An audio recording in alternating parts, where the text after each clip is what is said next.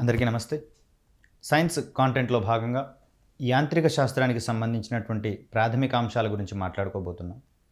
దీంట్లో భాగంగా శుద్ధగతిక శాస్త్రము మరియు గతి శాస్త్రాలకు సంబంధించి ఏ ఏ అంశాలు మనకు అత్యధిక ప్రాధాన్యతతో ఉండబోతున్నాయి, వీటిలలో పోటీ పరీక్షల్లో ప్రశ్నల యొక్క సరళి ఏ విధంగా ఉండబోతుందో చర్చించుకుందాం. ముఖ్యంగా అభ్యర్థులకు సూచించేటటువంటి అంశం సిలబస్ పూర్తి చేయడంతో పాటుగా ప్రశ్నల సరళి కూడా ఏ విధంగా ఉందో గెస్ చేసినప్పుడు మాత్రమే మనకు ఈ పరీక్షల్లో విజయం అనేది సాధ్యమవుతుంది. కాబట్టి సిలబస్ ప్రిపరేషన్తో పాటుగా క్వశ్చన్ యొక్క సరళి ఏ విధంగా ఉండబోతుందనే అంశాలు కూడా ఇక్కడ మనం చర్చించుకునే ప్రయత్నం చేద్దాం.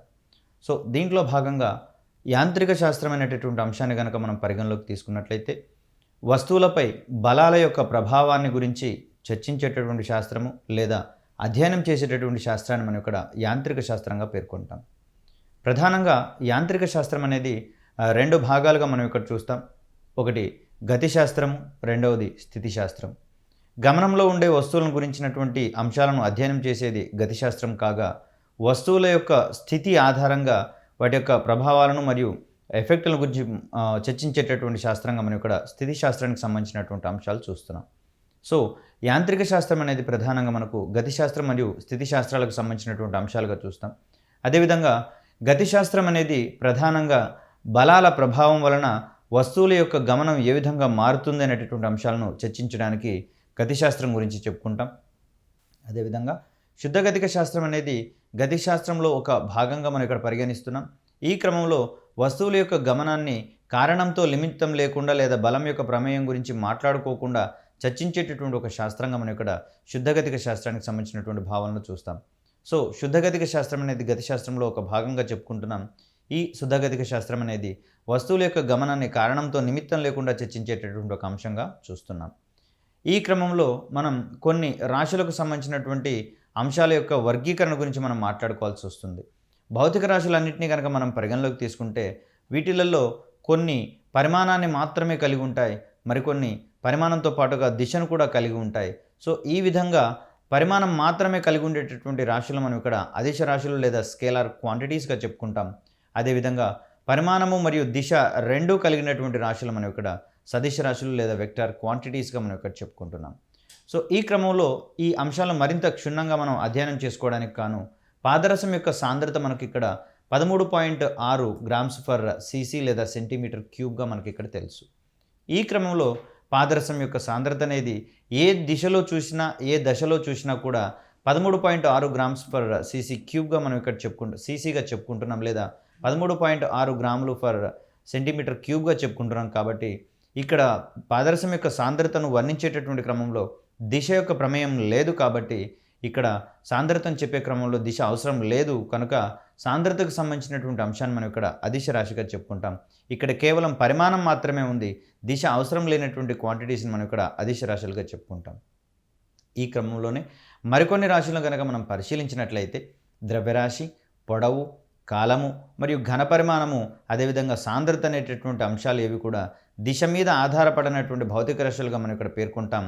అందుకనే వీటన్నిటిని కూడా మనం ఇక్కడ అదిశ రాశులుగా చెప్పేటటువంటి క్రమాన్ని ఇక్కడ మనం చూస్తాం. కేవలం పరిమాణం మాత్రమే కలిగి ఉండి దిశకు సంబంధించని అంశాలను లేదా భౌతిక రాశులను మనం ఇక్కడ అదిశ రాశులుగా చెప్పుకుంటాం.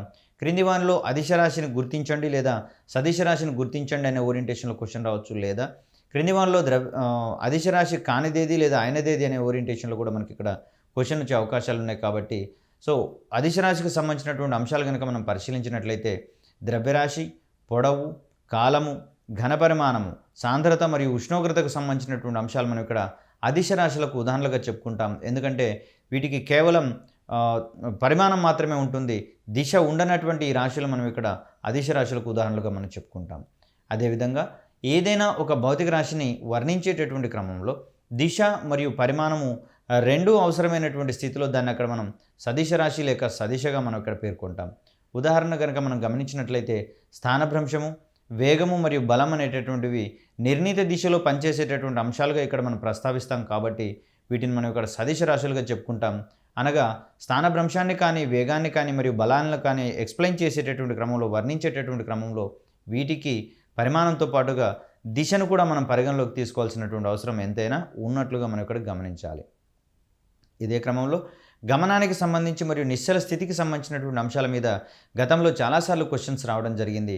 సో ఈ క్రమంలో చలనం అంటే ఏమిటి, చలనంలోని రకాలు ఏ విధంగా ఉంటాయి, చలనానికి సంబంధించి ఒకే వస్తువు నిర్ణీత కాల వ్యవధుల్లో 2 స్థితులలో ఉండవచ్చా, అంటే గమనంలో ఉండేటటువంటి పరిస్థితిని మరియు నిశ్చల స్థితిలో ఉండేటటువంటి పరిస్థితిని పొందవచ్చా అనే ఓరియంటేషన్లో కూడా మనకి ఇక్కడ ఎక్స్పెక్టెడ్ క్వశ్చన్స్ రాబోతున్నాయి. కాబట్టి గమనానికి సంబంధించినటువంటి అంశాలు కనుక మనం మాట్లాడుకున్నట్లయితే, ఒక వస్తువు తన పరిసరాలను బట్టి నియమిత కాలంలో తన యొక్క స్థానంలో మార్పును గనక పొందినట్లయితే అక్కడ మనం దాన్ని గమనంగా చెప్పుకుంటాం. అంటే ఏదైనా వస్తువు పరిసరాలలో నియమిత కాలంలో తన యొక్క స్థానాన్ని కానీ స్థితిని కానీ మార్చుకునేటటువంటి ఒక అంశాన్ని మనం ఇక్కడ చలనంగా చెప్పుకుంటాం. దీన్ని మనం గమనంగా కూడా మాట్లాడుకుంటాం. ఒకవేళ ఈ వస్తువులో స్థానిక పరిసరాలను బట్టి తన యొక్క స్థితిలో గనక మార్పు నియమిత కాలంలో మారకుండా ఉన్నట్లయితే ఆ వస్తువు నిశ్చల స్థితిలో ఉన్నట్లుగా మనం ఇక్కడ చెప్పుకుంటాం. పెద్ద పెద్ద బండరాలు కానివ్వండి, హౌజెస్ కానివ్వండి, ఇవన్నీ కూడా వాటి యొక్క పరిసరాలను మార్చుకోవు కాబట్టి అవన్నీ కూడా నిశ్చల స్థితిలో ఉన్నటువంటి పరిస్థితులు మనం ఇక్కడ గమనించవచ్చు. అదేవిధంగా వాహనాలన్నీ కూడా ఒకచోట ఉండకుండా అవి ప్రయాణించేటటువంటి క్రమంలో అవి చలనంలో ఉన్నాయనేటటువంటి అంశాన్ని ఇక్కడ మనం గమనించవచ్చు.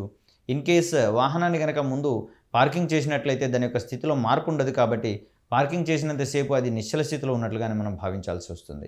ఒక వస్తువు ఒకే సమయంలో కొన్ని వస్తువులతో పోల్చిన పరిస్థితులలో అది కొన్ని సందర్భాల్లో స్థిరంగాను ఉంటుంది, మరికొన్ని వస్తువులతో పోల్చినటువంటి క్రమంలో అది గమనంలో లేదా చలనంలో ఉండేటటువంటి పరిస్థితిని కూడా మనం ఇక్కడ గమనించవచ్చు.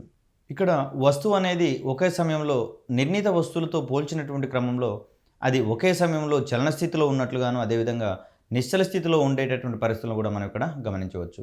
ఉదాహరణ కనుక మనం పరిశీలించినట్లయితే, కదిలేటటువంటి ఏ వాహనంలోనైనా ఉండేటటువంటి ప్రయాణికులు పరిసరాల ఆధారంగా చూసినట్లయితే వారు చలనంలో ఉన్నట్లుగా మనం భావించాల్సి వస్తుంది. అంటే వీరి యొక్క పరిస్థితి పరిసరాల ఆధారంగా చూసినట్లయితే నియమిత కాల వ్యవధుల్లో వారి యొక్క స్థానం అనేది మారుతుంది కాబట్టి వారు చలనంలో ఉన్నవారిగా మనం ఇక్కడ పరిగణిస్తాం. అదే వాహనంలో ఉండేటటువంటి ఇతర పరిసరాల దృష్ట్యా అనగా వాహనంలోని సీట్ల దృష్ట్యా కావచ్చు, తోటి ప్రయాణికుల దృష్ట్యా కావచ్చు, వారి యొక్క స్థితిలో లేదా స్థానంలో మార్పు ఉండదు కాబట్టి ఈ పరిస్థితులలో వారు నిశ్చల స్థితిలో ఉన్నట్లుగా మనం ఇక్కడ భావించాల్సి వస్తుంది. అనగా చలనం అనేది గమనించేటటువంటి వ్యక్తులను బట్టి సాపేక్షంగా మారేటటువంటి క్రమాన్ని ఇక్కడ మనం గమనిస్తాం. గమనించేటటువంటి వ్యక్తి బాహ్య పరిస్థితులలో ఉన్నటువంటి క్రమంలో ఆ వ్యక్తి అనేవాడు చలనంలో ఉన్నట్లుగా భావించాల్సి వస్తుంది. లేదా చలించేటటువంటి వస్తువు ఆ పరిస్థితులలో ఉన్నటువంటి పరిస్థితులలో అక్కడ తను ఆ వ్యక్తి గమనించేటటువంటి వ్యక్తి దృష్ట్యా నిశ్చల స్థితిలో ఉన్నట్లుగా భావించాల్సి వస్తుంది. ఈ క్రమంలో ఒక వస్తువు ఏకకాలంలో చలన స్థితిలోను మరియు నిశ్చల స్థితిలోను ఉండేటటువంటి క్రమాన్ని కూడా మనం ఇక్కడ గమనించవచ్చు. అదేవిధంగా చలనానికి సంబంధించి మరొక ముఖ్యమైనటువంటి అంశంగా మనం ఇక్కడ క్రమ చలనాన్ని గురించి మనం ఇక్కడ పేర్కొంటాం. ఇక్కడ వస్తువు యొక్క స్థానం అనేది సమాన కాల వ్యవధిలో మారుతున్నటువంటి పరిస్థితులలో ఆ మారేటటువంటి క్రమంలో అది సమాన దూరాలను కనుక ప్రయాణం చేస్తే దాన్ని మనం ఇక్కడ క్రమచలనంలో ఉన్నట్లుగా మనం ఇక్కడ భావించుకుంటాం. ఉదాహరణ కనుక మనం గమనించినట్లయితే స్థిర వేగంతో ప్రయాణించేటటువంటి వాహనాలన్నీ కూడా ఇక్కడ క్రమచలనంలో ఉండేటటువంటి పరిస్థితిని మనం ఇక్కడ గమనించవచ్చు. స్థిర వేగంతో కదిలేటటువంటి వాహనాలు నిర్ణీత కాల వ్యవధుల్లో లేదా సమాన కాల వ్యవధుల్లో సమాన దూరాలు ప్రయాణించేటటువంటి క్రమాన్ని చూస్తాం. ఈ క్రమంలోనే దీన్ని మనం క్రమచలనంగా చెప్పుకుంటాం. ఒకవేళ ఈ విధమైనటువంటి సమాన కాల వ్యవధుల్లో సమానమైనటువంటి దూరాలను పొందలేని స్థితిలో ఆ వస్తువు క్రమరహిత చలనంలో ఉన్నట్లుగా మనకి ఇక్కడ భావించాల్సి వస్తుంది. అనగా ఒక వస్తువు సమాన కాల వ్యవధిలో సమాన దూరాలను కనుక ప్రయాణించలేకపోతే అది క్రమరహిత చలనంలో ఉన్నట్లుగా మనం ఇక్కడ భావించాల్సి వస్తుంది. ఉదాహరణ కనుక మనం గమనించినట్లయితే ఎగిరేటటువంటి సీతాకోక చిలుకలో ఉండేటటువంటి చలనాన్ని మనం ఇక్కడ క్రమరహిత చలనంగా మనం ఇక్కడ పేర్కొనవచ్చు. ఇక చలనాలకు సంబంధించి ఎన్ని రకాలు ఉన్నాయనేటటువంటి ఓరియంటేషన్ మనకి ఇక్కడ క్వశ్చన్స్ వచ్చే అవకాశాలు ఉన్నాయి. సో దీనికి సంబంధించి మనం ప్రధానంగా స్థానాంతర చలనం లేదా రేఖీయ చలనం అని, అదేవిధంగా భ్రమణ చలనం అని, డోలన చలనం మరియు కంపన చలనాలకు సంబంధించినటువంటి అంశాలు మనం ఇక్కడ ఉదాహరణలుగా చెప్పుకుంటాం. ఒక్కొక్క చలనానికి సంబంధించినటువంటి అంశాలు కనుక మనం పరిశీలించినట్లయితే స్థానాంతర చలనం అనేది ఒక స్థానం నుంచి మరొక స్థానానికి రుజు మార్గంలో లేదా వక్ర మార్గంలో ప్రయాణించేటటువంటి పరిస్థితులను మనం ఇక్కడ స్థానాంతర చలనాలుగా చెప్పుకుంటాం. ఏదైనా ఒక వస్తువు ఒక స్థానం నుంచి బయలుదేరి మరొక స్థానానికి అది రుజు మార్గంలో కానివ్వండి లేదా వక్రరేఖ మార్గంలో కానివ్వండి ప్రయాణించేటటువంటి సందర్భాన్ని మనం ఇక్కడ స్థానాంతర చలనానికి ఉదాహరణగా చెప్పుకుంటాం. ఉదాహరణకు నడిచేటటువంటి మనిషి కావచ్చు, సైకిల్ కావచ్చు, బస్సు, కారు మొదలైనటువంటివన్నీ కూడా స్థానాంతర చలనంలో ఉండేటటువంటి వస్తువులుగా మనం ఇక్కడ చూస్తాం.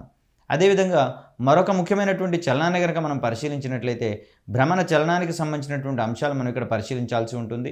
వస్తువు యొక్క కేంద్రం నుంచి నిర్ణీత దూరంలో కేంద్రకం చుట్టూ పదే పదే తిరుగుతూ ఉండేటటువంటి చలనాన్ని మనం ఇక్కడ భ్రమణచలనంగా చెప్పుకుంటాం. ఉదాహరణకు రంగుల రాట్నం తిరిగేటటువంటి క్రమంలో రంగుల రాట్నం చేసేటటువంటి చలనాన్ని మనం ఇక్కడ భ్రమణ చలనంగా చెప్పుకుంటాం.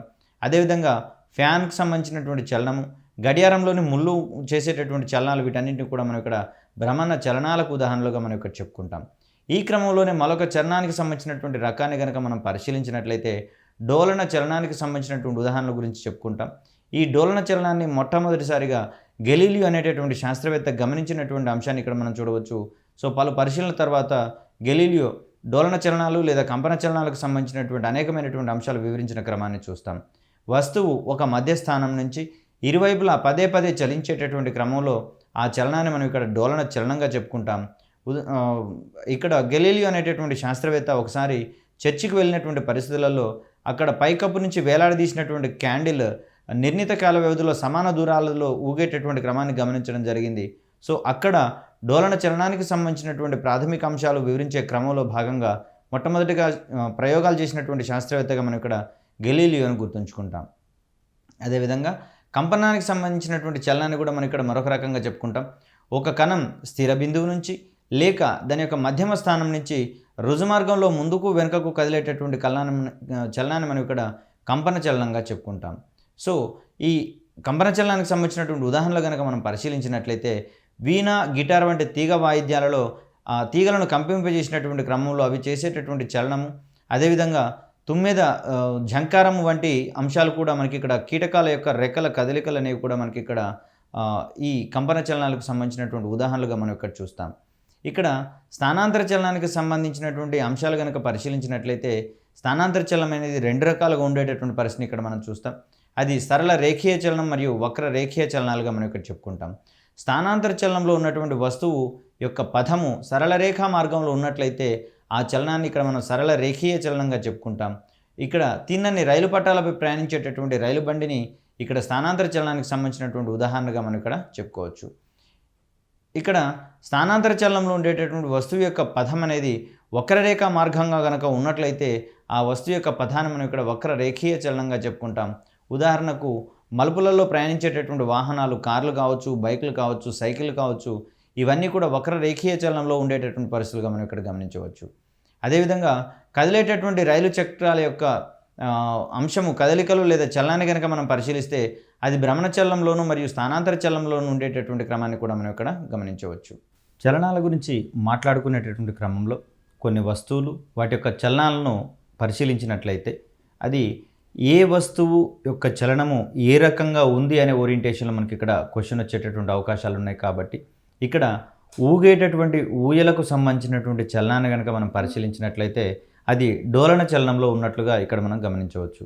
అదేవిధంగా తిరుగుతున్నటువంటి రంగుల రాట్నం వృత్తాకార చలనం చేస్తుందని, వదిలినటువంటి వింటి నుంచి వదిలినటువంటి బాణం అనేది సరళ రేఖీయ మరియు స్థానాంతర చలనాన్ని చేస్తుందనేటటువంటి అంశాన్ని, అదేవిధంగా విమానం యొక్క ప్రొపెల్లర్ అనేది భ్రమణ చలనాన్ని చేస్తుందనేటటువంటి క్రమాన్ని, అదేవిధంగా గడియారంలోని లోలకం అనేది డోలన చలనాన్ని చేస్తుందనేటటువంటి అంశాన్ని, తన చుట్టూ తాను తిరుగుతున్నటువంటి బొంగరం భ్రమణ చలనాన్ని చేసేటటువంటి క్రమాన్ని, అదేవిధంగా సూర్యుని చుట్టూ భూమి తిరిగేటటువంటి క్రమంలో దాన్ని మనం వక్ర రేఖీయ మరియు స్థానాంతర చలనంగా కూడా మనం ఇక్కడ చెప్పుకుంటాం.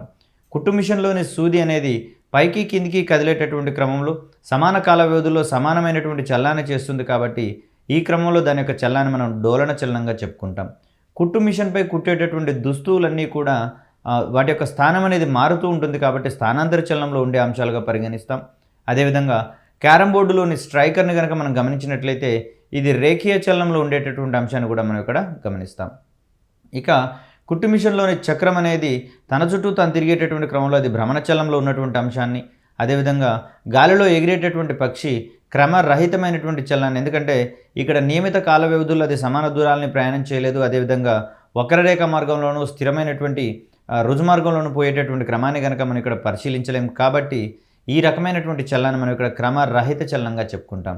అదేవిధంగా వంపు తిరుగుతున్నటువంటి బస్సుకు ఉండేటటువంటి చలనాన్ని మనం ఇక్కడ వక్ర రేఖీయ చలనంగా మనం ఇక్కడ చెప్పుకుంటాం. సో క్రింది వానిలో డోలన చలనంలో ఉండేటటువంటి వస్తువు కానిదేది అనే ఓరియంటేషన్లో మనకి ఇక్కడ క్వశ్చన్ పడే అవకాశాలు ఉన్నాయి. అదేవిధంగా భ్రమణచలనంలో ఉన్నటువంటి వస్తువును గమనించండి లేదా గుర్తించండి అనే ఓరియంటేషన్లో మనకి ఇక్కడ క్వశ్చన్ పడే దాఖలాలు ఉన్నాయి కాబట్టి సో ఈ రకమైనటువంటి వస్తువుల యొక్క చలనాన్ని మనం ఇక్కడ ప్రధానంగా గుర్తుంచుకోవాలి. దీంట్లో ముఖ్యంగా వదిలినటువంటి బాణం చేసేటటువంటి చలనం అనేది అది సరళ రేఖీయ పదంలో పోతుంది. అదేవిధంగా స్థానాంతర చలనాన్ని కూడా కలిగి ఉంటుంది కాబట్టి ఈ సందర్భంలో దాని యొక్క చలనం రెండు రకాలుగా ఉన్నటువంటి అంశాన్ని ఇక్కడ మనం గమనించవచ్చు. అదేవిధంగా సూర్యుని చుట్టూ భూమి తిరిగేటటువంటి క్రమంలో దాని యొక్క చలనాన్ని మనం ఇక్కడ వక్ర రేఖీయ స్థానాంతర చలనంగా మనం ఇక్కడ చెప్పుకుంటాం. సో ఈ విధంగా రెండు రకాలైనటువంటి చలనాలు ఉన్నటువంటి పరిస్థితులను కూడా మనం ఇక్కడ గమనించుకోవాలి.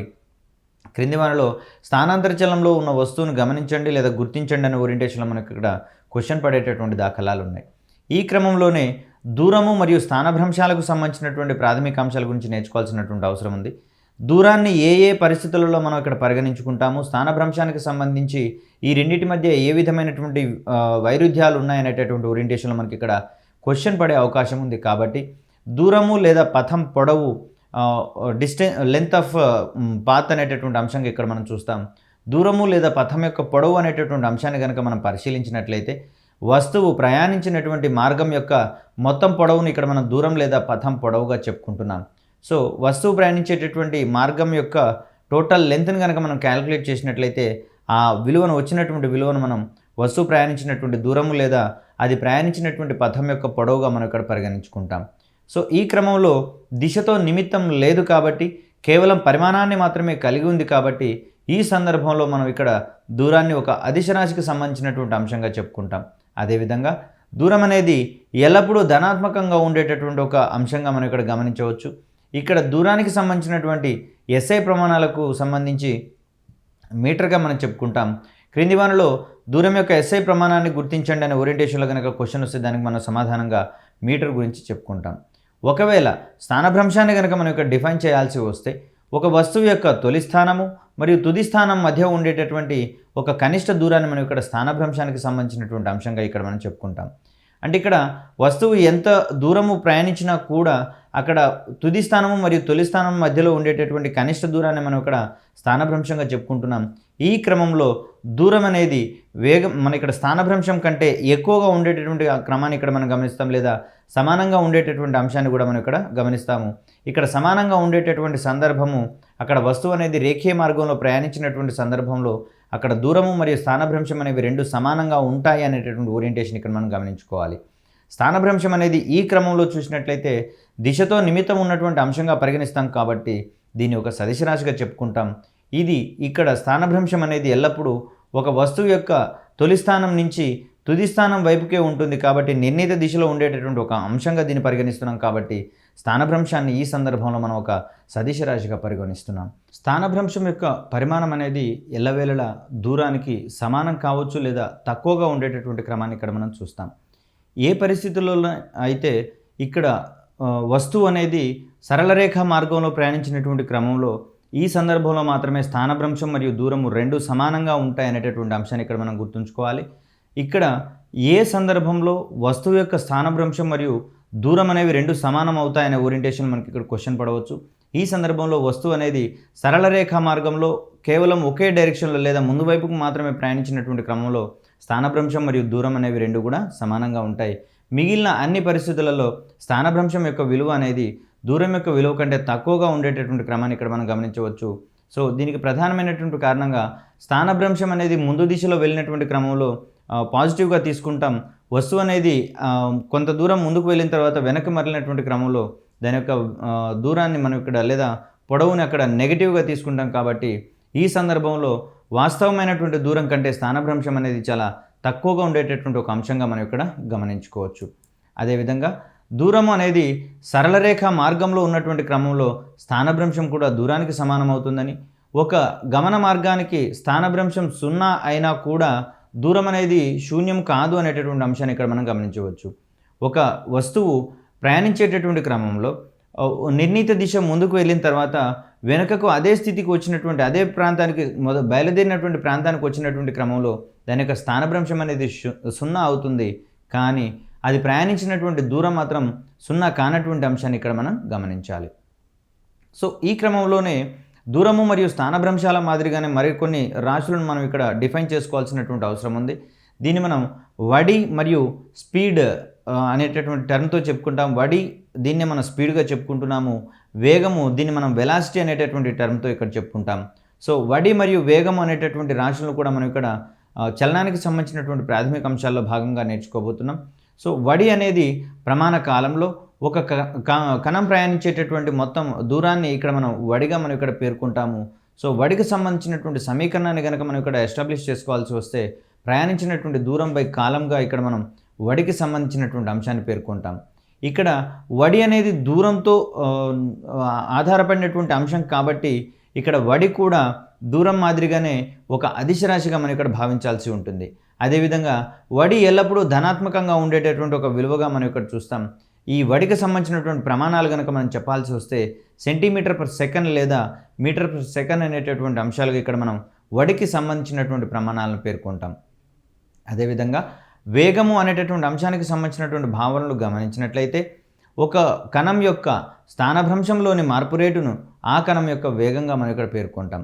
కణం యొక్క దూరంలోని మార్పు రేటు వడి అని ఏ విధంగా అయితే పేర్కొన్నామో కణం యొక్క స్థానభ్రంశంలోని మార్పు రేటుని మనం ఇక్కడ ఆ కణం యొక్క వేగంగా పేర్కొనేటటువంటి అంశాన్ని ఇక్కడ మనం చూస్తాం.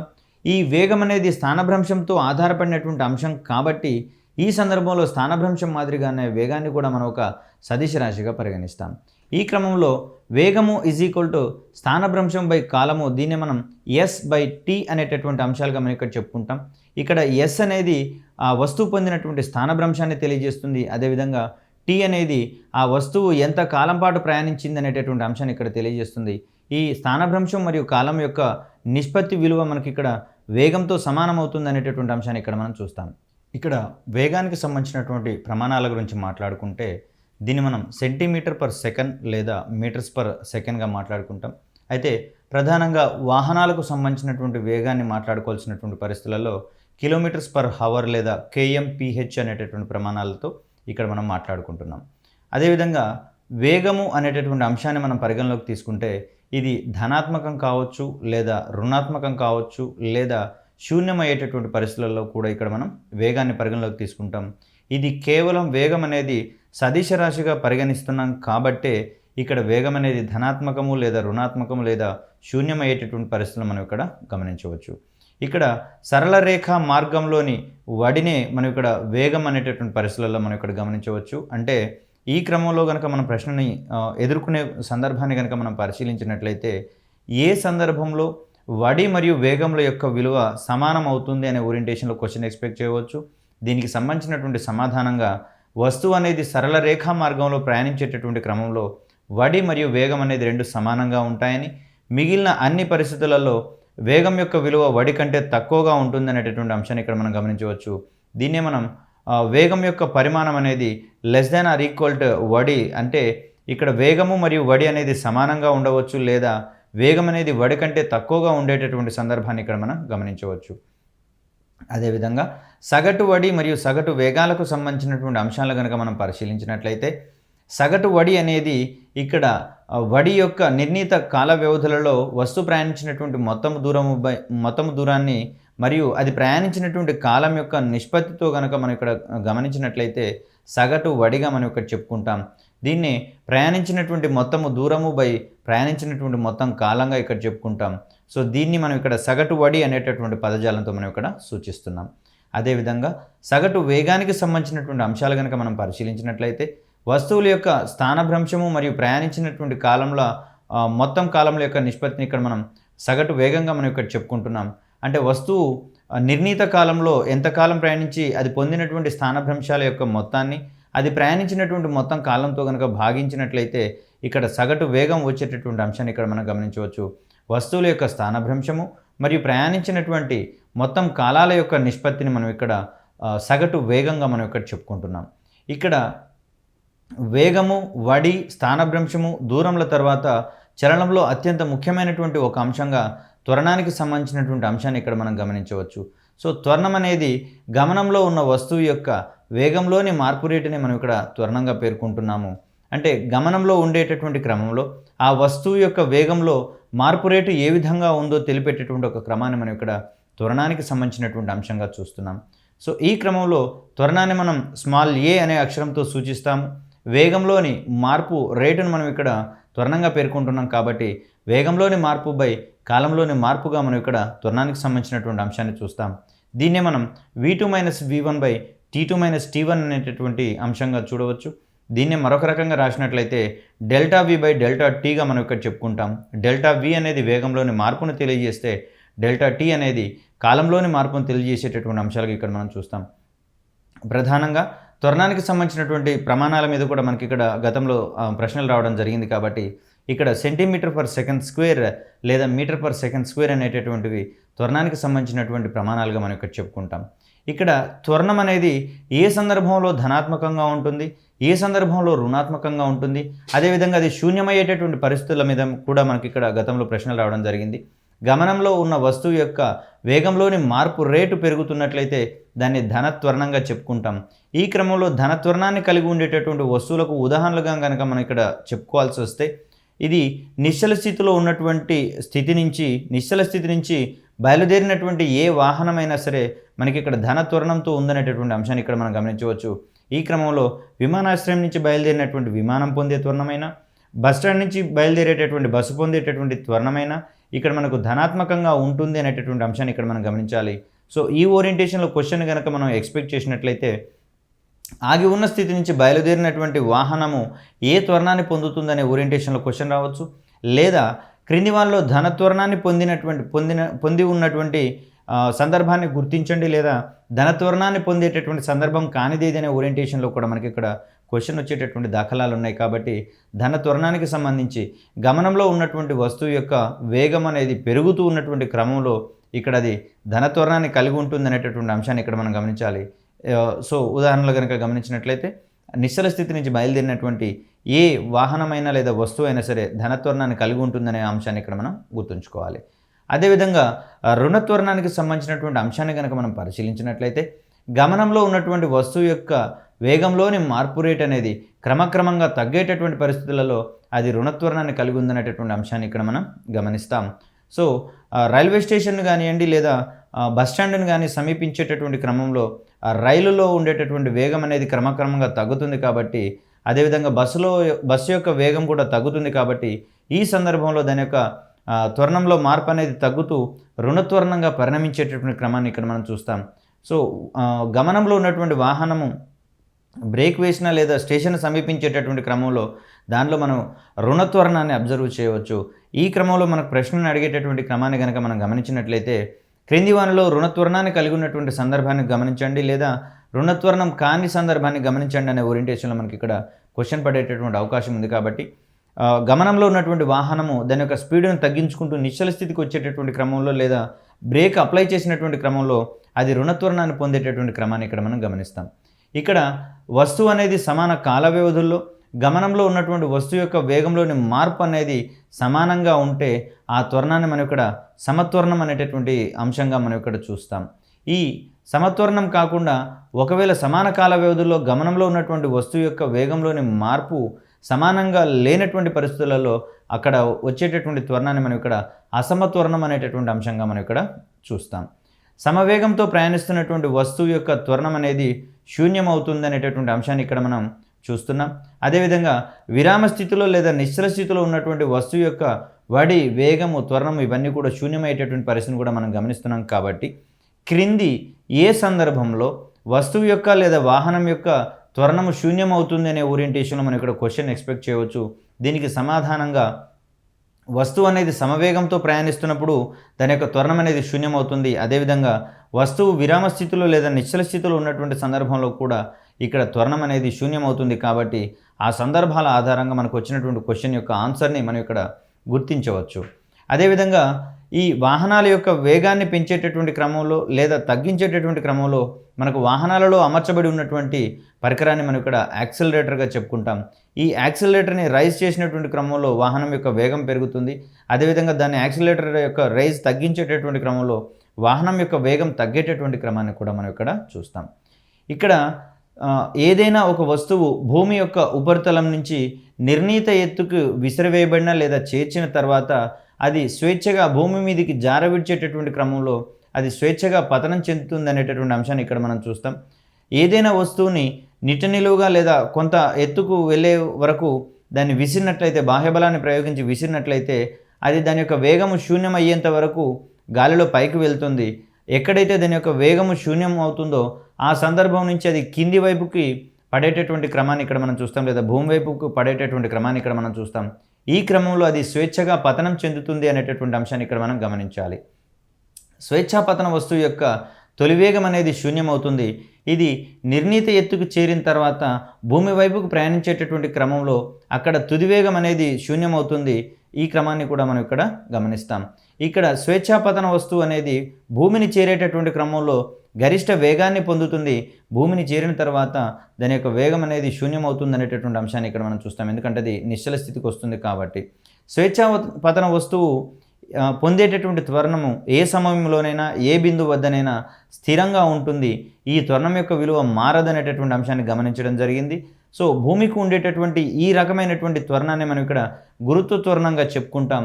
దీని యొక్క విలువ 9.8 మీటర్స్/సెకండ్ స్క్వేర్ విలువకు సమానమయ్యేటటువంటి అంశంగా ఇక్కడ మనం చూడవచ్చు. స్వేచ్ఛాపతన వస్తువు పొందేటటువంటి త్వరణము ఎల్లప్పుడూ కూడా స్థిరంగా ఉంటుందని, ఈ త్వరణాన్ని మనం ఇక్కడ గురుత్వ త్వరణంగా చెప్పుకుంటున్నాం. ఈ గురుత్వ త్వరణం యొక్క విలువ 9.8 మీటర్స్/సెకండ్ స్క్వేర్గా మనం ఇక్కడ చూస్తాం.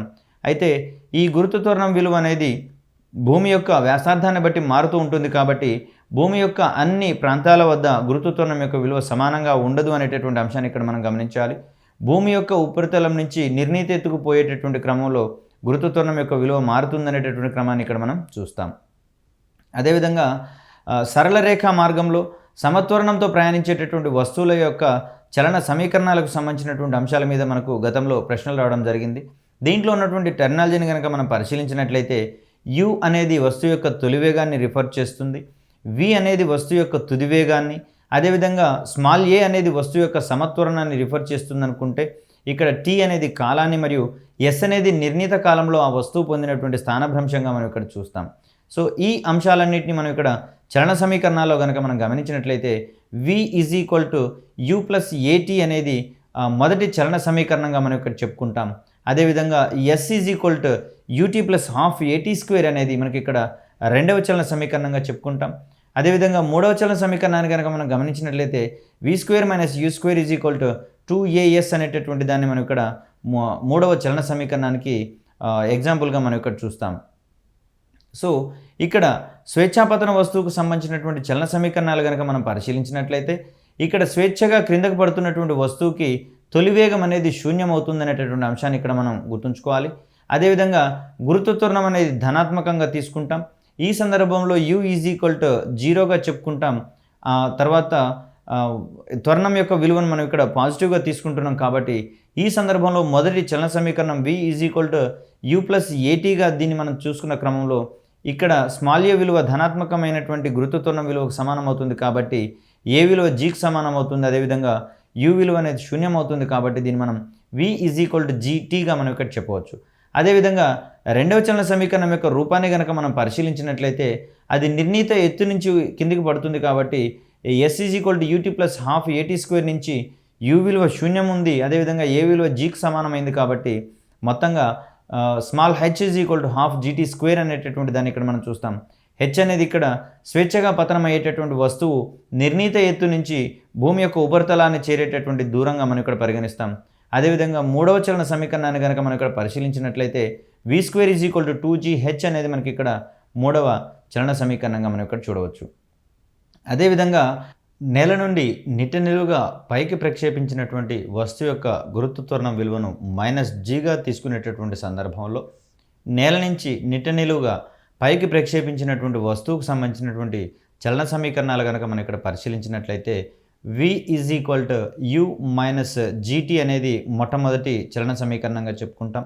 అదేవిధంగా నిర్ణీత ఎత్తుకు చేరినటువంటి క్రమంలో వస్తువు పొందినటువంటి స్థానభ్రంశం యొక్క విలువ అది చేరుకున్నటువంటి ఎత్తుకు సమానం అవుతుంది కాబట్టి ఈ సందర్భంలో s విలువ hకి సమానం అవుతుంది కాబట్టి రెండవ చలన సమీకరణంగా h = ut - ½ gt² మనం ఇక్కడ చెప్పుకుంటాం. అదేవిధంగా మూడవ చలన సమీకరణాన్ని కనుక మనం పరిశీలించినట్లయితే v² - u² = -2gh అనేటటువంటిది మూడవ చలన సమీకరణంగా ఇక్కడ మనం చెప్పుకుంటాం. సో ఈ క్రమంలో అంశాన్ని వివరించి మూడవ చలన సమీకరణము లేదా రెండవ చలన సమీకరణం లేదా మొదటి చలన సమీకరణాన్ని రాయండి లేదా గుర్తించండి అనే ఓరియంటేషన్లో క్వశ్చన్ రావచ్చు. సో ఈ క్రమంలో నేల నుంచి నిట్ట నిలువుగా పైకి విసిన క్రమంలో ఆ వస్తువు యొక్క చలన సమీకరణాలకు సంబంధించి, అదేవిధంగా స్వేచ్ఛగా కిందికి పడుతున్నటువంటి క్రమంలో వస్తువుకు సంబంధించినటువంటి చలన సమీకరణాలకు సంబంధించినటువంటి అంశాలను మనం ఇక్కడ పూర్తిగా గుర్తుంచుకోవాలి. సో స్వేచ్ఛగా కిందికి పడుతున్న సందర్భంలో వస్తువు యొక్క రెండవ చలన సమీకరణాన్ని గుర్తించండి, లేదా మొదటి చలన సమీకరణాన్ని గుర్తించండి, లేదా చలన సమీకరణానికి సంబంధం లేని అంశాన్ని గుర్తించండి అనే ఓరియంటేషన్లో కూడా మనకి ఇక్కడ క్వశ్చన్ వచ్చే అవకాశం ఉంది. సో ఇదే క్రమంలో నేల నుంచి నిట్ట నిలువుగా పైకి విసిరినటువంటి ప్రక్షేపకం దృష్ట్యా ప్రక్షేపకం యొక్క చలన సమీకరణాలను గుర్తించండి అనే ఓరియంటేషన్లో కూడా మనకి ఇక్కడ క్వశ్చన్ రావచ్చు. సో v = u - gt అనేది మొదటి చలన సమీకరణంగా చెప్పుకుంటాం. h = ut - ½ అనేది మనకి ఇక్కడ రెండవ చలన సమీకరణంగా, అదేవిధంగా v² - u² - -2gh అనేది మూడవ చలన సమీకరణంగా మనం ఇక్కడ చెప్పుకుంటున్నాం. ఇదే క్రమంలో వస్తువును నిట్ట నిలువుగా పైకి విసిరినటువంటి క్రమంలో దాంట్లో మరికొన్ని అంశాలు కనుక మనం గమనించినట్లయితే ఆరోహణ కాలము, అవరోహణ కాలం మరియు గమన కాలాలకు సంబంధించినటువంటి అంశాలను మనం ఇక్కడ గమనించాలి. సో దీంట్లో భాగంగా ఆరోహణ కాలాన్ని మనము TA అనేటటువంటి సఫిక్స్తో మనం ఇక్కడ సూచిస్తున్నాం. నేల నుంచి నిట్ట నిలువుగా పైకి ప్రక్షేపించినటువంటి వస్తువు నిర్ణీతమైనటువంటి గరిష్ట ఎత్తును చేరిన తర్వాత ప్రయాణించినటువంటి మొత్తం సమయాన్ని మనం ఇక్కడ ఆరోహణ కాలం TA చెప్పుకుంటున్నాం. సో ఇక్కడ TA = u/g అనేటటువంటి సమీకరణం ద్వారా మనం ఇక్కడ ఆరోహణ కాలాన్ని గమనించవచ్చు. అదేవిధంగా అవరోహణ కాలాన్ని మనం ఇక్కడ TD సూచిస్తున్నాము. నేల నుంచి నిట్ట నిలువుగా పైకి ప్రక్షేపించినటువంటి వస్తువు గరిష్ట ఎత్తును చేరిన తర్వాత ఆ వస్తువు ఆ స్థానం నుంచి నిర్ణీత ఎత్తు నుంచి నేలను చేరుటకు పట్టేటటువంటి కాలాన్ని మనం ఇక్కడ అవరోహణ కాలము TDగా చెప్పుకుంటున్నాం. ఈ సందర్భంలో TD యొక్క విలువ u/gగా మనం ఇక్కడ చెప్పుకుంటున్నాం. ఆరోహణ కాలము మరియు అవరోహణ కాలాల మొత్తం సమయాన్ని మనం ఇక్కడ గమన కాలంగా చెప్పుకుంటాం. సో గమన కాలం TF = ఆరోహణ కాలము TA + అవరోహణ కాలము TDగా మనం ఇక్కడ గమనించవచ్చు. సో TF = u/g + u/g = 2u/gగా మనం ఇక్కడ చెప్పుకోవచ్చు. అంటే TF విలువ అనేది ఎల్లప్పుడూ ఆరోహణ కాలానికి 2 రెట్లుగా ఉండేటటువంటి క్రమాన్ని, అదేవిధంగా అవరోహణ కాలానికి కూడా 2 రెట్లు ఉన్నటువంటి అంశాన్ని ఇక్కడ మనం పరిగణలోకి తీసుకోవాల్సినటువంటి అవసరం ఉంది. ఈ సంబంధం దృష్ట్యా అక్కడ TA మరియు TD లేదా TF మధ్యలో ఉండేటటువంటి సంబంధాన్ని రాబట్టేటటువంటి క్రమం కూడా మనకి ఇక్కడ ప్రశ్న రూపంలో అడిగే దాఖలాలు ఉన్నాయి. కాబట్టి ఇక్కడ TF విలువ అనేది ఇక్కడ ఆరోహణ కాలము లేదా అవరోహణ కాలాలకు 2 రెట్లు ఉండేటటువంటి అంశాన్ని ఇక్కడ మనం గుర్తుంచుకోవాలి. ఇక్కడ గరిష్ట ఎత్తు అనేటటువంటి అంశాన్ని కనుక మనం పరిశీలించినట్లయితే నేల నుంచి నిట్ట నిలువుగా పైకి ప్రక్షేపించినటువంటి వస్తువు పైకి గాలిలో ప్రయాణించినటువంటి మొత్తం దూరాన్ని మనం ఇక్కడ గరిష్ట ఎత్తుగా చెప్పుకుంటాం. సో గరిష్ట ఎత్తు h యొక్క విలువ u²/2g అనేటటువంటి విలువకు సమానమయ్యే అవకాశాన్ని ఇక్కడ మనం చూడాలి. సో గరిష్ట ఎత్తు h = u²/2g అనేటటువంటి అంశాన్ని ఇక్కడ మనం చూస్తున్నాం. సో ఈ క్రమంలో బలానికి సంబంధించినటువంటి అంశాలు మనకు ప్రధానంగా ఈ చాప్టర్లో నేర్చుకోవాల్సినటువంటి అవసరం చాలా ఉంది. ఒకవేళ బలాన్ని కనుక మనం క్షుణ్ణంగా పరిశీలించినట్లయితే బలానికి సంబంధించినటువంటి డెఫినేషన్తో పాటు దాని యొక్క ప్రమాణాలు, అదేవిధంగా దానికి సంబంధించినటువంటి పలు నియమాల గురించి కూడా మనకు ఎగ్జామ్లో ఎక్కువగా క్వశ్చన్స్ వచ్చేటటువంటి దాఖలాలు ఉన్నాయి. కాబట్టి ఏదైనా ఒక వస్తువు నిశ్చల స్థితిలో కానీ సమవేగంతో రుజుమార్గంలో పోయేటటువంటి పరిస్థితిని కానీ మార్చేటటువంటి లేదా మార్చడానికి ప్రయత్నించేటటువంటి ఒక అంశాన్ని మనం ఇక్కడ బలంగా చెప్పుకుంటాం. సో బలం అనేది ఎల్లప్పుడూ వస్తువుల యొక్క స్థితిలోని మార్పును ప్రేరేపించేటటువంటి ఒక అంశంగా మనం ఇక్కడ చూస్తాము. సో వస్తువు యొక్క స్థితిలోని మార్పును మనము మార్చాలంటే దాని మీద కొంత బలాన్ని ప్రయోగించాలి. అప్పుడు మాత్రమే దాని యొక్క స్థితిలో మార్పు కలుగుతుంది అనేటటువంటి అంశాన్ని ఇక్కడ మనం చూడాలి. వస్తువును నిశ్చల స్థితి కానీ సమవేగంతో రుజుమార్గంలో పోయే స్థితిని మార్చేటటువంటి ఒక ప్రక్రియని మనం ఇక్కడ బలంగా చెప్పుకుంటున్నాం. ఈ సందర్భంలో నిర్ణీత దిశలో బలం పనిచేయాల్సి వస్తుంది. కాబట్టి ఇక్కడ బలం అనేది ఒక సదిశ రాశిగా మనం ఇక్కడ పేర్కొంటాం. సృష్టిలో పలు రకాలైనటువంటి బలాలు ఉన్నాయి. ఏ బలానికి సంబంధించినటువంటి అంశాలను ఆ బలానికి సంబంధించినటువంటి అంశాలుగా మనం ఇక్కడ క్షుణ్ణంగా అధ్యయనం చేయాల్సినటువంటి అవసరం ఉంది. అదేవిధంగా వివిధ రకాలైనటువంటి బలాల మధ్య ఉండేటటువంటి స్వల్పమైనటువంటి తేడాల మీద కూడా మనకు ఇక్కడ ప్రశ్నలు వచ్చే దాఖలాలు ఉన్నాయి. కాబట్టి బలాలకు సంబంధించినటువంటి రకాలను కనుక మనం పరిశీలించినట్లయితే వస్తువు తాకుతూ దానిపై బలం ప్రయోగించేటటువంటి సందర్భంలో అది బల ప్రయోగ దిశలో కదిలేటటువంటి క్రమంలో దాని మీద వస్తువు మీద అప్లై చేసినటువంటి లేదా వినియోగించబడినటువంటి బలాన్ని మనం ఇక్కడ యాంత్రిక బలంగా చెప్పుకుంటాం. యాంత్రిక బలం పనిచేసేటటువంటి క్రమంలో ఆ వస్తువును తాకుతూ కొంత పనిచేయాల్సినటువంటి అంశాన్ని ఇక్కడ మనం గమనించవచ్చు. ఆ బల ప్రయోగ దిశలో కదిలేటటువంటి క్రమంలో దాంట్లో యాంత్రిక బలం ప్రేరేపించబడింది కాబట్టి బలాన్ని మనం ఇక్కడ యాంత్రిక బలంగా చెప్పుకుంటాం. మరొక రకమైనటువంటి బలం యొక్క రకాన్ని పరిశీలిస్తే అయస్కాంత బలానికి సంబంధించినటువంటి అంశాలను చూస్తాం. దైనందిన జీవితంలో అనేక సార్లు అనేక పరిస్థితులలో మనం ఇక్కడ ఈ అయస్కాంతం యొక్క ఉపయోగాలు మనకు చాలా ఉన్నాయి కాబట్టి ఇక్కడ ఖరాబైనటువంటి అయస్కాంతాలతో చిన్నపిల్లలు ఆటలాడేటటువంటి క్రమంలో ఒక శక్తివంతమైనటువంటి అయస్కాంతాన్ని కారుకు ఎదురుగా తాకకుండా పట్టుకున్నటువంటి పరిస్థితులలో కారు కానివ్వండి, ఏ ఇతర ఇనుప వస్తువులైనా సరే అయస్కాంతం వైపుకు కదులుతూ అయస్కాంతం చేత ఆకర్షించబడతాయి. సో ఈ సందర్భంలో అయస్కాంతం ఆకర్షించేటటువంటి ఈ ఆకర్షణ బలాన్ని మనం ఇక్కడ అయస్కాంత బలానికి సంబంధించినటువంటి ఉదాహరణగా చెప్పుకుంటాం. సో సృష్టిలో ఇనుముకు సంబంధించినటువంటి అనేకమైనటువంటి వస్తువులు అయస్కాంతం చేత ఆకర్షించబడేటటువంటి క్రమాన్ని ఇక్కడ మనం చూస్తాం. అయస్కాంతానికి వచ్చినటువంటి ఈ రకమైనటువంటి ఆకర్షణ బలాన్ని మనం ఇక్కడ అయస్కాంత బలానికి సంబంధించినటువంటి అంశంగా మనం ఇక్కడ చూస్తాం. అదేవిధంగా ఒక ప్లాస్టిక్ దువ్వెనను తీసుకొని పొడి జుట్టును దువ్విన తదుపరి దాని చిన్న చిన్న కాగితం ముక్కలు లేదా బిరడం మూత దగ్గర ఉంచినట్లయితే అవి వాటిని తాకకుండా పట్టుకునేటటువంటి క్రమాన్ని ఇక్కడ మనం చూడవచ్చు. ఆ సందర్భంలో ఆ వస్తువులన్నీ కూడా దువ్వెన వైపుకు కదిలేటటువంటి క్రమాన్ని ఇక్కడ మనం గమనిస్తాం. సో ఈ రకమైనటువంటి బలాన్ని మనం ఇక్కడ విద్యుత్ ఆకర్షణ బలంగా మనం ఇక్కడ చెప్పుకుంటాం. ఇక్కడ దువ్వెనకు మరియు పొడి జుట్టుకు మధ్య ఉండేటటువంటి చర్యల ద్వారా ఆ రెండింటి మధ్య ఆవేశాల బదిలీ అనేది జరుగుతుంది. ఈ ఆవేశాల బదిలీ వలన చిన్న చిన్న వస్తువులలో వాటికి ఆపోజిట్ ఆకర్షణ లేదా విద్యుత్ ఆవేశం అనేది ప్రేరేపించబడి అవి ఆ దువ్వెన వైపు ప్రయాణించేటటువంటి క్రమాన్ని ఇక్కడ మనం చూస్తాం. ఈ రకమైనటువంటి బలాన్ని మనం ఇక్కడ విద్యుత్ ఆకర్షణ బలానికి సంబంధించినటువంటి అంశంగా మనం ఇక్కడ చూస్తాం. ఈ క్రమంలోనే భూమి దానికి దగ్గరగా ఉండేటటువంటి ప్రతి వస్తువును దాని యొక్క కేంద్రం వైపుకు ఆకర్షించేటటువంటి క్రమాన్ని ఇక్కడ మనం చూస్తాం. ఈ బలమే భూమికి చంద్రునికి మధ్య దూరం చాలా ఎక్కువగా ఉన్నా కూడా వాటి మధ్య ఈ ఆకర్షణ బలం అనేది మనకి ఇక్కడ కలిగేటటువంటి క్రమాన్ని ఇక్కడ మనం చూడవచ్చు. ఇక్కడ సూర్యునికి మరియు గ్రహాలకు మధ్య మిలియన్ల కొలది కిలోమీటర్ల దూరంలో ఉన్నప్పటికీ కూడా సూర్యుడు తనకున్నటువంటి అత్యధిక ద్రవ్యరాశి వల్ల గ్రహాలకు ఉన్నటువంటి అత్యధిక ద్రవ్యరాశి కారణంగా ఇక్కడ సూర్యుడు ఇతర గ్రహాలను ఆకర్షించేటటువంటి ధర్మాన్ని కలిగి ఉంటాడు. సో సూర్యుడికి ఇతర గ్రహాలకు మధ్యలో ఉండేటటువంటి ఈ ఆకర్షణ బలాన్ని మనం ఇక్కడ గురుత్వాకర్షణ బలాలకు సంబంధించినటువంటి అంశంగా మనం ఇక్కడ పేర్కొనవచ్చు.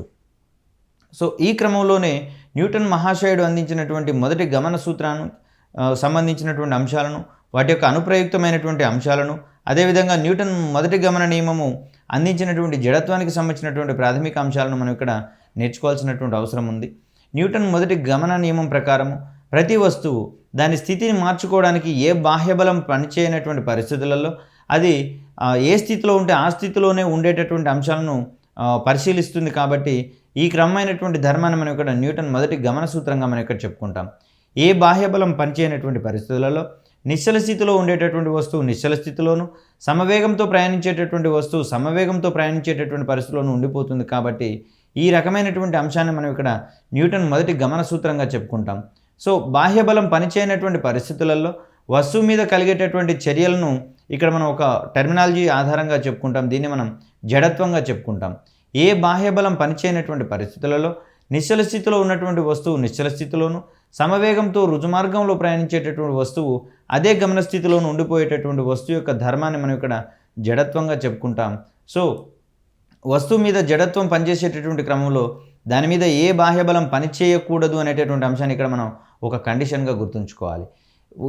ఇక్కడ జడత్వానికి సంబంధించినటువంటి అనేకమైనటువంటి ప్రాథమిక అంశాల్లో భాగంగా కొన్ని క్యారమ్ బోర్డు కాయిన్స్ని తీసుకొని ఆడేటటువంటి క్రమంలో ఒకదానిపై ఒకటి పెట్టి పేర్చి కింద ఉన్నటువంటి స్ట్రైకర్ని కనుక గురి చూసి కొట్టినట్లయితే, స్ట్రైకర్తో కింద ఉన్నటువంటి కాయిన్ కనుక గురి చూసి కొట్టితే అక్కడ జడత్వం అనేటటువంటి ధర్మం ఆధారంగా కింద ఉన్న కాయిన్ మాత్రమే కదిలి దానిపైన ఉన్నటువంటి కాయిన్స్ మొత్తం అదే స్థానంలో ఉండేటటువంటి క్రమాన్ని ఇక్కడ మనం చూస్తాం.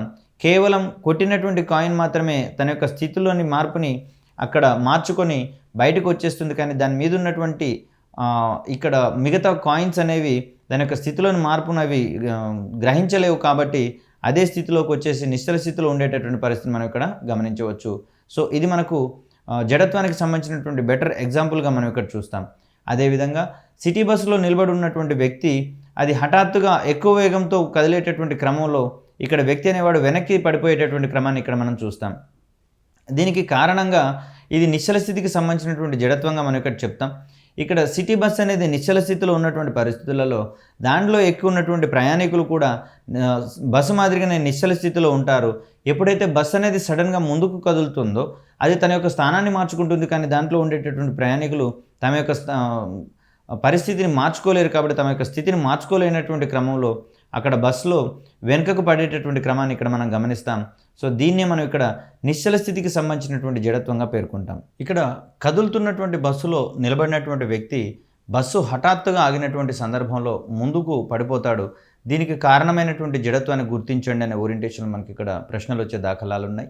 అనగా కదులుతున్నటువంటి బస్సులో నిలబడినటువంటి వ్యక్తి ఇక్కడ బస్సుతో పాటు చలనంలో ఉన్నట్లుగా మనం ఇక్కడ భావించాల్సి వస్తుంది.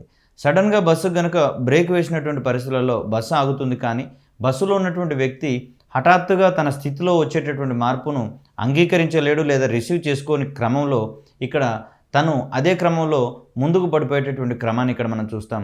ఈ రకమైనటువంటి జడత్వాన్ని మనం ఇక్కడ గమన జడత్వానికి సంబంధించినటువంటి అంశంగా మనం ఇక్కడ గమనించవచ్చు. సో సిటీ బస్సులో నిలబడి ఉన్నటువంటి వ్యక్తి హఠాత్తుగా అది ఎక్కువ వేగంతో ముందుకు కదిలినట్లయితే వెనక్కి పడిపోయేటటువంటి క్రమంలో ఆ జడత్వాన్ని ఏమంటారు అనేటటువంటి అంశంలో ఇక్కడ మన క్వశ్చన్ రావచ్చు. దీన్ని మనం నిశ్చల స్థితి జడత్వము లేదా విరామ జడత్వానికి సంబంధించినటువంటి అంశంగా చూస్తాం. అదేవిధంగా క్యారమ్ బోర్డు కాయిన్స్ని స్ట్రైకర్తో కొట్టినటువంటి క్రమంలో కింద ఉండేటటువంటి కాయిన్ మాత్రమే బయటకు వచ్చి మిగిలిన కాయిన్స్ మొత్తం యథాస్థానంలో ఉండేటటువంటి స్థితిని మనం ఏ రకమైనటువంటి జడత్వంగా పరిగణిస్తామనే ఓరియంటేషన్లో కూడా మనకి ఇక్కడ క్వశ్చన్ రావచ్చు. సో ఈ క్రమంలో గమన జడత్వానికి సంబంధించి విరామ జడత్వానికి సంబంధించి రకరకాలైనటువంటి క్వశ్చన్స్ మనకి ఇక్కడ వచ్చేటటువంటి దాఖలాలు ఉన్నాయి. కాబట్టి వీటి యొక్క అప్లికేషన్స్ మీద మనం ఎక్కువగా కాన్సన్ట్రేషన్ చేయాల్సినటువంటి అవసరం ఉంది. ఈ క్రమంలో సిటీ బస్సుకు సంబంధించి ఆగి ఉన్న పరిస్థితి నుంచి కనుక వాహనము ముందుకు కదిలేటటువంటి క్రమంలో అక్కడ దాని యొక్క జడత్వాన్ని విరామ జడత్వానికి ఉదాహరణగా చెప్పుకుంటాం. కదిలే వాహనం నుంచి అది హఠాత్తుగా విరామ స్థితికి వచ్చేటటువంటి స్థితిలో ఇక్కడ పనిచేసేటటువంటి జడత్వాన్ని మనం ఇక్కడ గమన జడత్వానికి సంబంధించినటువంటి అంశంగా మనం ఇక్కడ చూస్తాం. కదిలేటటువంటి బస్సుకు అయితేనేమో గమన జడత్వము, నిశ్చల స్థితిలో ఉన్నటువంటి లేదా విరామ స్థితిలో ఉన్నటువంటి బస్సుకు సంబంధించినటువంటి అంశం అయితేనేమో విరామ జడత్వానికి సంబంధించినటువంటి ఉదాహరణగా మనం ఇక్కడ చెప్పుకుంటాం. సో ఈ క్రమంలోనే దిశా జడత్వం అనేటటువంటి అంశాన్ని కూడా మనం ఇక్కడ పరిగణలోకి తీసుకోవాల్సి వస్తుంది. ఇక్కడ వాహనం ప్రయాణించేటటువంటి క్రమంలో దాని యొక్క డైరెక్షన్లో కనుక మార్పు వచ్చినట్లయితే దాంట్లో ఉండేటటువంటి ప్రయాణికులు మరొక డైరెక్షన్లో పడిపోయేటటువంటి క్రమాన్ని కూడా మనం ఇక్కడ గమనిస్తాం. కాబట్టి సో ఈ రకమైనటువంటి పరిస్థితిని మనం ఇక్కడ దిశా జడత్వానికి సంబంధించినటువంటి అంశంగా మనం ఇక్కడ చూడవచ్చు. అదేవిధంగా వాహనం ప్రయాణించేటటువంటి క్రమంలో దాని టైర్లకు అంటుకున్నటువంటి దుమ్ము కానివ్వండి, రాళ్ళు కానివ్వండి, అదేవిధంగా నీటి బిందువులు కానివ్వండి, దాని యొక్క స్పర్శరేఖ వెంబడి వాహనం యొక్క చక్రం యొక్క స్పర్శరేఖ వెంబడి అది బయటకు వచ్చేస్తుంది. కాబట్టి దీనిని దిశా జడత్వానికి సంబంధించినటువంటి అంశంగా మనం ఇక్కడ చూస్తాం. అదేవిధంగా నిశ్చల స్థితిలో ఉన్నటువంటి లేదా విరామ స్థితిలో ఉండేటటువంటి కొమ్మల్ని కనుక మనం కదిల్చినట్లయితే దాని యొక్క పండ్లు అనేవి కిందికి రాలేటటువంటి క్రమంలో దాన్ని విరామ జడత్వానికి సంబంధించినటువంటి ఉదాహరణగా మనం పేర్కొంటాం. కాబట్టి ఇక్కడ జడత్వానికి సంబంధించి అన్ని రకాలైనటువంటి ఉదాహరణలు మనం ఇక్కడ పరిగణలోకి తీసుకొని అవి ఏ రకానికి చెందినటువంటి జడత్వం యొక్క భావంలో మనం గుర్తించగలిగితే ఈ క్రమంలో వచ్చేటటువంటి ప్రతి ప్రశ్నను మనం ఇక్కడ ఆన్సర్ చేసేయచ్చు. కాబట్టి దీన్ని మనం గుర్తుంచుకోవాలి. అదేవిధంగా స్పర్శ బలాలకు సంబంధించినటువంటి అంశాలు కనుక మనం పరిశీలించినట్లయితే ఒక వస్తువు మరొక వస్తువుతో స్పర్శలో ఉండేటటువంటి క్రమంలో వాటి మధ్య ఏర్పడేటటువంటి బలాలను స్పర్శ బలాలు అంటాము. ఇక్కడ అయస్కాంత బలాలకు సంబంధించి కానివ్వండి, విద్యుత్ బలాలకు సంబంధించి కానివ్వండి, అవి ఒకదానితో ఒకటి స్పర్శలో ఉండాల్సినటువంటి అవసరం లేదు. సో వాటిని స్పర్శ బలాలుగా మనం ఇక్కడ పరిగణించలేము. కాబట్టి క్రింది ఏ బలము స్పర్శ బలాలుగా పరిగణించబడతాయి లేదా స్పర్శ బలం కానిది ఇది అనే ఓరియంటేషన్లో కూడా మనకి ఇక్కడ క్వశ్చన్స్ ఎక్స్పెక్ట్ చేయవచ్చు. సో ఈ క్రమంలో స్పర్శ బలాలకు సంబంధించినటువంటి అంశాలు కనుక మనం పరిశీలించినట్లయితే న్యూటన్ 3వ నియమాన్ని సంతృప్తిపరిచే విధంగా ఈ స్పర్శ బలాలు ఉండేటటువంటి అంశాన్ని ఇక్కడ మనం గమనించవచ్చు. సో స్పర్శ తలాలకు లంబంగా పనిచేసేటటువంటి స్పర్శ బలాలను మనం ఇక్కడ అభిలంబ చర్యగా మనం ఇక్కడ పరిగణిస్తాము. ఇక్కడ స్పర్శ తలాలకు సమాంతరంగా ఉండేటటువంటి స్పర్శ బలాలను మనం ఇక్కడ ఘర్షణ బలాలకు సంబంధించినటువంటి అంశాలుగా మనం ఇక్కడ చూస్తాం. ఈ క్రమంలో ఘర్షణకు సంబంధించి నిత్య జీవితంలో మనకు అనేక రకాలైనటువంటి అప్లికేషన్స్ మనకు అందుబాటులో ఉన్నాయి. కాబట్టి ఈ అప్లికేషన్స్ ఆధారంగా ఘర్షణ బలానికి సంబంధించినటువంటి పలు ప్రాథమిక అంశాలలో మనకి ఇక్కడ ప్రశ్నలు వచ్చేటటువంటి దాఖలాలు ఉన్నాయి. సో ఒకదానికొకటి స్పృశించేటటువంటి రెండు తలాల మధ్య ఇక్కడ తాళాలని పడింది. తలాల మధ్య సాపేక్ష చలనం ఉన్నట్లయితే ఆ చలనాన్ని ఎదిరించేటటువంటి బలాన్ని మనం ఇక్కడ ఘర్షణ బలంగా చెప్పుకుంటాం. సో ఘర్షణ బలం అనేది ఈ స్థితిలో మనకి ఇక్కడ స్పర్శ బలంగా పనిచేస్తుంది అనేటటువంటి అంశాన్ని ఇక్కడ మనం గమనించుకోవాలి. ఆ రెండు వస్తువులు స్పృశించుకునేటటువంటి క్రమంలో వాటి మధ్యలో ఉండేటటువంటి సాపేక్ష చలనాన్ని ఎదిరించేటటువంటి బలాన్ని మనం ఇక్కడ ఘర్షణ బలంగా చెప్పుకుంటాం. ఘర్షణ బలం వలన యంత్ర పరికరాల మధ్య లేదా యంత్ర విడిభాగాల మధ్య అరుగుదల చోటు చేసుకుంటుంది. అదేవిధంగా ఉష్ణము జనిస్తుంది. అదేవిధంగా గ్రైండర్లలో కానివ్వండి, పిండి మరలలో కానివ్వండి, పిండిని పట్టేటటువంటి క్రమంలో ఉపయోగపడేటటువంటి ప్రధానమైనటువంటి బలంగా మనం ఇక్కడ ఘర్షణ బలానికి సంబంధించినటువంటి అంశాలు మనం ఇక్కడ గమనించవచ్చు. ఇక్కడ ఘర్షణ బలాలలోని రకాలకు సంబంధించి కూడా మనకు అనేక ప్రశ్నలు వచ్చేటటువంటి అవకాశాలు ఉన్నాయి. కాబట్టి దీనికి సంబంధించినటువంటి ఘర్షణ బలాల యొక్క రకాలను కనుక మనం పరిశీలించినట్లయితే స్థైతిక ఘర్షణను మనం ఇక్కడ ప్రధానంగా చెప్పుకుంటాం. విరామ స్థితిలో ఉండేటటువంటి వస్తువుల మధ్య ఏర్పడేటటువంటి ఘర్షణను మనం ఇక్కడ స్థైతిక ఘర్షణగా చెప్పుకుంటాం. ఇది వస్తువుల మధ్య జరగబోయేటటువంటి చలనాన్ని వ్యతిరేకించేటటువంటి ఒక ప్రక్రియగా మనం ఇక్కడ చూస్తాం. వస్తువుపై అనువర్తిత బలం ప్రయోగించిన పరిస్థితులలో మాత్రమే స్థైతిక ఘర్షణ బలం అనేది పనిచేయడం ప్రారంభిస్తుందని, ఈ బలాలు అనువర్తిత బలంతో పాటుగా ఒక సమాంతర విలువ వరకు పెరిగేటటువంటి క్రమాన్ని ఇక్కడ మనం చూడవచ్చు. సో స్థైతిక ఘర్షణ యొక్క విలువ అనేది అభిలంబ ప్రతిచర్యకు అనులోమానుపాతంలో ఉంటుంది అనేటటువంటి అంశాన్ని ఇక్కడ మనం గుర్తుంచుకోవాలి. సో గతిక ఘర్షణకు సంబంధించినటువంటి అంశాలు కనుక మనం గమనించినట్లయితే గమనంలోకి వచ్చిన తర్వాత స్పర్శ తలాల మధ్య సాపేక్ష చలనాన్ని నిరోధించేటటువంటి బలాన్ని మనం ఇక్కడ గతిక ఘర్షణ బలంగా మనం ఇక్కడ చెప్పుకుంటాం. అంటే FK = UK × Nగా మనం ఇక్కడ పేర్కొంటాం. N అనేది అభిలంబ బలాన్ని తెలియజేస్తుంది. ఇక్కడ μK అనేది అభిలంబ ప్రతిచర్యకు అనులోమానుపాతంలో ఉండేటటువంటి ఒక అంశంగా మనం ఇక్కడ గమనించవచ్చు. గతిక ఘర్షణ గుణకం అనేది ఇక్కడ μKగా చెప్పుకుంటున్నాం. దీని యొక్క విలువ అనేది స్థైతిక ఘర్షణ గుణకము μS కంటే తక్కువగా ఉండేటటువంటి అంశంగా మనం ఇక్కడ చూస్తాం. μK అనేది గతిక ఘర్షణ గుణకాన్ని, μS అనేది స్థైతిక ఘర్షణ యొక్క గుణకాన్ని తెలియజేసేటటువంటి క్రమాన్ని ఇక్కడ మనం చూస్తాం. అదేవిధంగా స్థైతిక ఘర్షణ మరియు గతిక ఘర్షణల తర్వాత మరొక రకమైనటువంటి ఘర్షణగా మనం ఇక్కడ దొర్లుడు ఘర్షణకు సంబంధించినటువంటి అంశాలను చూస్తాం. ఏవైనా రెండు వస్తువుల మధ్య దొర్లుడు చలనం ఉన్నటువంటి క్రమంలో వాటి చలనాన్ని వ్యతిరేకిస్తూ స్పర్శతలాలకు సమాంతరంగా పనిచేసేటటువంటి బలాన్ని మనం ఇక్కడ దొర్లుడు ఘర్షణకు సంబంధించినటువంటి అంశంగా చూస్తాం. ఈ సందర్భంలో స్పర్శతలాలు అనేవి స్వల్పంగా విరూపణం చెందడం వలన వస్తువుల పరిమిత తలంలోనే అవి స్పర్శలో ఉండేటటువంటి క్రమాన్ని ఇక్కడ మనం గమనించవచ్చు. ఇక్కడ దొర్లుడు ఘర్షణ బలం అనేది వస్తువుల మధ్య ఉండేటటువంటి స్పర్శతలం యొక్క వైశాల్యం మీద ఆధారపడేటటువంటి క్రమాన్ని ఇక్కడ మనం చూస్తాం.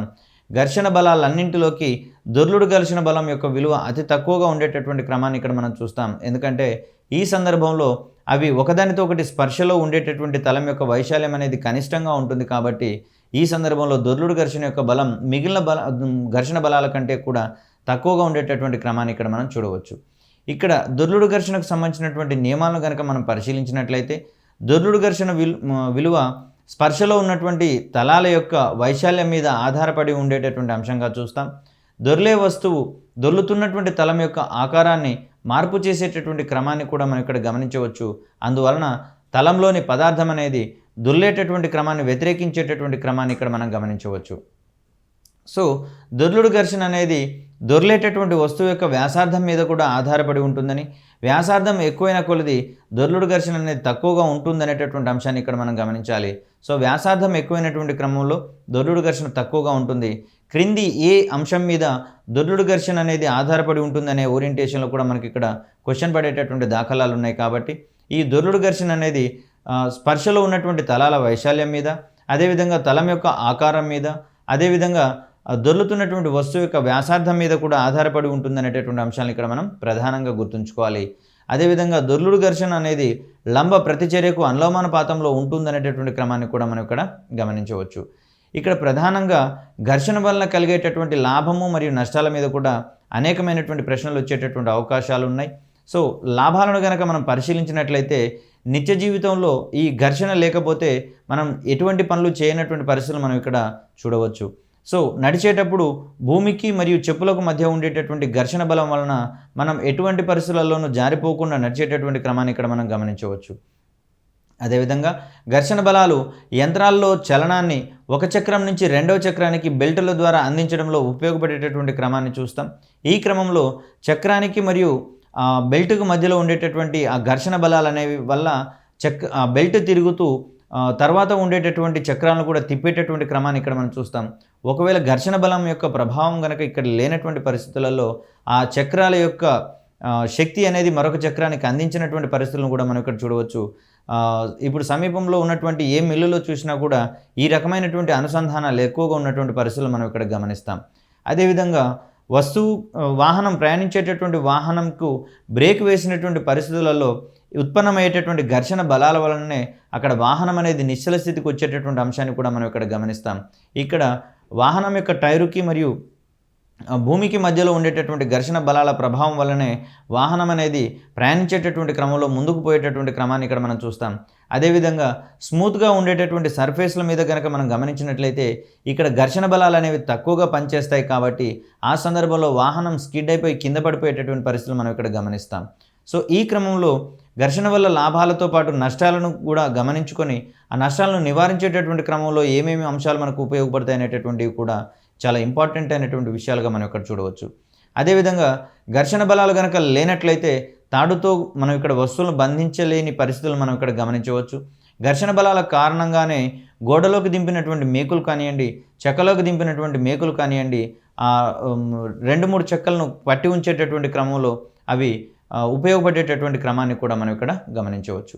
ఇక్కడ నష్టాలకు సంబంధించినటువంటి అంశాలు కనుక మనం గమనించినట్లయితే ఘర్షణ వలన ప్రధానంగా శక్తి వృధా అయిపోయేటటువంటి పరిస్థితిని మనం ఇక్కడ గమనించవచ్చు. దీనికి ప్రధాన కారణంగా మనం ఇక్కడ శక్తి వనరులను వాహనాలు నడిపించేటటువంటి క్రమంలో ఎక్కువగా వినియోగిస్తాం కాబట్టి స్థైతిక ఘర్షణ మరియు విరామ ఘర్షణ లేదా గమన జడత్వానికి సంబంధించినటువంటి అంశాల భాగంగా ఇక్కడ ఘర్షణను నివారించేటటువంటి క్రమంలో ఎక్కువ శక్తి నష్టం అనేది జరుగుతుంది కాబట్టి ఈ క్రమంలో ఘర్షణ వలన శక్తి అనేది అత్యధికంగా వృధా అయ్యేటటువంటి పరిస్థితులు మనం ఇక్కడ చూస్తాం. అదేవిధంగా యంత్ర భాగాలకు సంబంధించినటువంటి అరుగుదల కూడా ఎక్కువగా ఉంటుంది అనేటటువంటి అంశాన్ని ఇక్కడ మనం చూడవచ్చు. ఇక్కడ ఘర్షణ వలన అత్యధికము ఉష్ణం జనించడం వలన ఇక్కడ యంత్ర లాభం అనేది లేదా యంత్ర పదార్థాల బలం అనేది తగ్గిపోయేటటువంటి క్రమాన్ని కూడా మనం ఇక్కడ గమనించవచ్చు. ఇక్కడ ఘర్షణ వలన అత్యధికమైనటువంటి నష్టాలు ఏర్పడుతున్నటువంటి క్రమంలో ఈ నష్టాలను నివారించేటటువంటి పద్ధతుల మీద కూడా మనకి ఇక్కడ ఎక్కువగా ప్రశ్నలు వచ్చేటటువంటి దాఖలాలు ఉన్నాయి కాబట్టి ఘర్షణను తగ్గించేటటువంటి క్రమంలో ఘర్షణ అవసరం లేనటువంటి పరిస్థితులలో ఆ వస్తువుల యొక్క లేదా విడిభాగాల యొక్క ఉపరితలాన్ని నునుపు చేసినట్లయితే ఘర్షణ బలాల యొక్క ప్రభావం అనేది తగ్గిపోతుంది కాబట్టి ఇక్కడ వస్తువుల యొక్క ఉపరితలాన్ని నునుపు చేసినటువంటి క్రమంలో ఘర్షణ బలాల యొక్క ప్రభావాన్ని మనం ఇక్కడ గణనీయంగా తగ్గించుకోవచ్చు. సో ఈ క్రమంలో నునుపు చేయడం అనేది ఒక రెమెడీగా మనం ఇక్కడ చూస్తాం. అయితే ఎక్కువ నునుపు చేసినటువంటి క్రమంలో మళ్ళీ ఘర్షణ పెరిగేటటువంటి క్రమాన్ని కూడా మనం ఇక్కడ గమనించవచ్చు. అదేవిధంగా స్నేహక తైలాలను ఉపయోగించేటటువంటి క్రమంలో కూడా 2 స్పర్శతలాల మధ్య ఏర్పడేటటువంటి ఘర్షణ బలాల యొక్క ప్రభావాన్ని మనం ఇక్కడ గణనీయంగా తగ్గించవచ్చు. గ్రీజు మరియు నూనెల వంటివి స్నేహక తైలాలుగా ఉపయోగించేటటువంటి క్రమాన్ని మనం ఇక్కడ నిత్య జీవితంలో చూస్తూనే ఉన్నాం. ఈ గ్రీజు మరియు నూనె మొదలైనటువంటి పదార్థాలను ఉపయోగించడం వలన యంత్ర భాగాల మధ్య ఉత్పత్తి అయ్యేటటువంటి ఘర్షణను తగ్గించేటటువంటి క్రమాన్ని ఇక్కడ మనం చూడవచ్చు. అదేవిధంగా యంత్ర విడిభాగాలను అమర్చేటటువంటి క్రమంలో బాల్ బేరింగ్ల యొక్క ఉపయోగం వల్ల కూడా మనం ఇక్కడ ఘర్షణ యొక్క ప్రభావాన్ని తగ్గించవచ్చు. ఈ క్రమంలో చిన్నవి మరియు గుండ్రంగా ఉండేటటువంటి ఇనుప గోళాలను ఉపయోగించి 2 తలాల మధ్య గల జారుడు చలనాలను దొర్లుడు చలనంగా మార్చేటటువంటి క్రమాన్ని ఇక్కడ మనం చూస్తాం. అన్ని ఘర్షణ బలాల్లోకెల్లా దొర్లు ఘర్షణ బలం అనేది తక్కువ విలువను కలిగి ఉంటుంది కాబట్టి ఈ క్రమంలో అక్కడ ఘర్షణ బలం యొక్క ప్రభావం అనేది తగ్గిపోతుంది అనేటటువంటి క్రమాన్ని ఇక్కడ మనం చూడవచ్చు. అదేవిధంగా వాహనాలకు స్ట్రీమ్లైన్ ఆకారాన్ని కనుక అందించినట్లయితే అది గాలి ద్వారా వచ్చేటటువంటి ఘర్షణ బలాలను నిరోధించడం వలన ఆ వాహనాల యొక్క మైలేజ్ పెరిగేటటువంటి క్రమాన్ని, యంత్రలాభం పెరిగేటటువంటి క్రమాన్ని కూడా మనం ఇక్కడ గమనిస్తాం. సో అందుకనే గాలిలో ప్రయాణించేటటువంటి విమానాలకు కానివ్వండి, వాహనాలకు కానివ్వండి, స్ట్రీమ్లైన్ ఆకారంలో వాటిని డిజైన్ చేయడం ద్వారా అది ప్రయాణించేటటువంటి క్రమంలో గాలితో ఎదురయ్యేటటువంటి ఘర్షణను సమర్థవంతంగా నిరోధించుకోవడం వలన అది ఎక్కువ దూరాలు ప్రయాణించేటటువంటి క్రమాన్ని, ఎటువంటి శక్తి నష్టం లేకుండా ఇంధనాన్ని పొదుపు చేసుకుంటూనే ఇక్కడ ప్రయాణించేటటువంటి క్రమాన్ని కూడా మనం ఇక్కడ గమనించవచ్చు. సో ఈ క్రమంలో మనకు న్యూటన్కి సంబంధించినటువంటి మొదటి నియమంలో భాగంగా అందించినటువంటి జడత్వానికి సంబంధించినటువంటి ప్రాథమిక భావనలు, ఘర్షణకు సంబంధించినటువంటి పలు అంశాలు, అదేవిధంగా చలన సమీకరణాలకు సంబంధించినటువంటి అంశాలలో మనకు ప్రధానంగా అత్యధికమైనటువంటి క్వశ్చన్స్ వచ్చేటటువంటి దాఖలాలు ఉన్నాయి కాబట్టి ఈ క్రమంలో వీటన్నిటిని మనం కూలంకషంగా నేర్చుకొని నాణ్యమైనటువంటి ప్రశ్నలు లేదా మోడల్ పేపర్లు మనం ఇక్కడ ప్రాక్టీస్ చేసుకున్నట్లయితే ఇవి మనకు మార్కులు తెచ్చిపెట్టేటటువంటి క్రమంలో ఎక్కువగా దోహదపడతాయి. మిగిలినటువంటి ఈ యాంత్రిక శాస్త్రంలోని ప్రాథమిక భావనలు తదుపరి క్లాసులో నేర్చుకునే ప్రయత్నం చేద్దాం. అంతవరకు సెలవు.